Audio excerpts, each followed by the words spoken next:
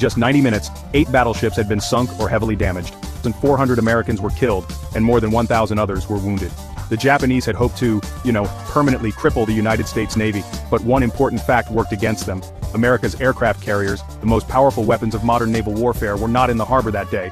They were out at sea and survived the attack, an oversight that would later prove disastrous for Japan. On the morning of December 7, 1941, Hawaii was calm and peaceful. The sun rose slowly over the Pacific Ocean, casting golden light across the quiet waters of Pearl Harbor. American sailors were waking up to what they thought would be an ordinary Sunday. Some were eating breakfast, others were still asleep in their bunks. No one realized that within minutes their world would be thrown into chaos, and history itself would take a dramatic turn. At that time, World War II was raging across the globe. In Europe, Adolf Hitler's forces were conquering nations one by one. In Asia, Imperial Japan was expanding aggressively, occupying large parts of China and moving into Southeast Asia. The United States had not yet joined the war, but it had imposed strict economic sanctions on Japan, cutting off vital supplies such as oil and steel. Without oil, Japan's war machine could not survive. To break free of this pressure, Japan devised a daring plan to cripple the United States Pacific Fleet with a single, massive surprise attack. Just before dawn on December 7th, 6 Japanese aircraft carriers moved into position north of Hawaii.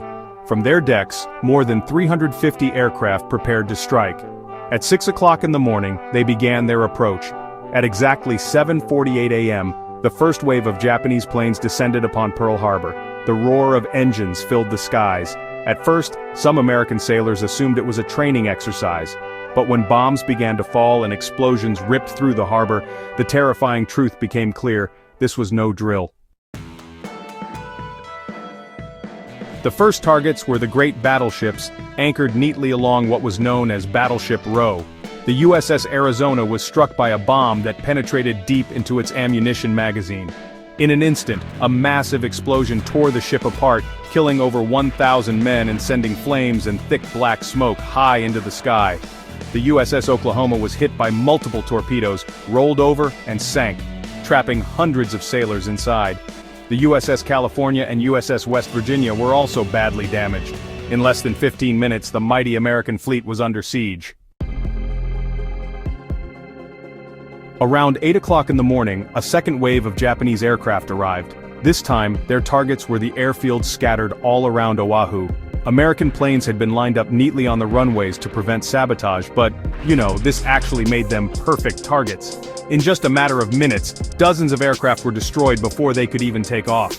The sky was just filled with smoke, flames, and chaos as bombs and bullets rained down. Ships burned, men screamed for help, and the harbor, well, it became a nightmare.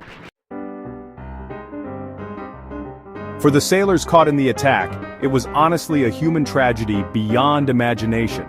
As battleships sank, desperate men jumped into the harbor, only to find themselves surrounded by burning oil on the water's surface. Others were trapped below decks, pounding on steel doors and calling out in vain. The air was just filled with explosions, gunfire, and cries of the wounded. For many, Pearl Harbor became their grave. The destruction was, without a doubt, catastrophic. In just 90 minutes, 8 battleships had been sunk or heavily damaged. More than 180 American aircraft were destroyed. Over 2,400 Americans were killed, and more than 1,000 others were wounded. The Japanese had hoped to, permanently cripple the United States Navy, but one important fact worked against them. America's aircraft carriers, the most powerful weapons of modern naval warfare, were not in the harbor that day. They were out at sea and survived the attack, an oversight that would later prove disastrous for Japan. The very next day, President Franklin D. Roosevelt addressed Congress in one of the most famous speeches in American history. He declared December 7, 1941, a date which will live in infamy. His words electrified the nation. Congress quickly voted to declare war on Japan, with only one dissenting vote.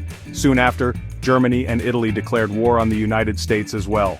The attack on Pearl Harbor had awakened a sleeping giant. America, which had been hesitant to join the conflict, was now fully committed to World War II. The attack on Pearl Harbor was not just a military strike, It was a turning point in history. It unified the American people and honestly, transformed the nation into a global military and industrial power. Factories shifted to war production, soldiers enlisted in massive numbers, and within months, the United States began to strike back. At the Battle of Midway, in June 1942, American forces dealt Japan a crushing defeat, changing the course of the Pacific War. Today, the memory of Pearl Harbor still echoes across generations. The wreck of the USS Arizona rests beneath the waters of the harbor, serving as a solemn tomb for those who perished. A memorial now stands above the site where visitors can look down and see the remains of the battleship. Drops of oil, often called the black tears of the Arizona, still rise slowly to the surface after more than 80 years, a haunting reminder of the lives lost that day. Pearl Harbor teaches us that peace can be fragile and that vigilance is, always necessary. December 7, 1941 was a day of tragedy, sacrifice, and devastation. But from the ashes of Pearl Harbor rose a united America, determined to defend freedom and fight tyranny. The attack meant to break the United States instead gave it the strength and resolve to help change the outcome of World War II. That Sunday morning in Hawaii remains one of history's darkest hours, yet it also marked the beginning of America's rise as a global leader, and it shaped the world we live in today.